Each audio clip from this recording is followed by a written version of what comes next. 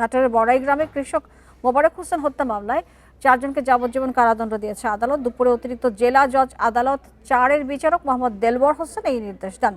একই সঙ্গে আসামিদের প্রত্যেককে 5 লাখ টাকা করে জরিমানা এবং অনাদায়ী আরও 3 বছরের কারাদণ্ড দেয়। দণ্ডপ্রাপ্তরা হলেন আরিফা খাতুন, আসাদুল ইসলাম, আব্দুর রশিদ এবং জিহাদ আলী।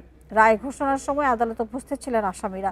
2020 সালের 15 জুন মোবারক হোসেনের হাত পা বাঁধা মরদেহ বিল থেকে উদ্ধার করা হয়। এই ঘটনায় মামলা দায়েরের পর পুলিশ বিভিন্ন স্থানে অভিযান চালিয়ে আসামিদের গ্রেপ্তার করেন। দীর্ঘ প্রায় 6 বছর মামলার সাক্ষ্য গ্রহণ শেষে আদালত আজ এই রায় দেন।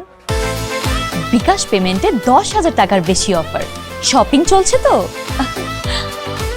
রায় ঘোষণার সন্তোষ জানিয়েছে বাদীপক্ষ। এদিকে ফরিদপুরে কলেজ ছাত্রীকে জোরপূর্বক অপহরণ করে তুলে নিয়ে ধর্ষণের দায়ে সোহেল শেখ নামে এক যুবককে যাবজ্জীবন কারাদণ্ড দিয়েছে আদালত। দুপুরে নারী ও শিশু নির্যাতন দমন ট্রাইব্যুনালের বিচারক শামীমা পারভিন এই আদেশ দেন।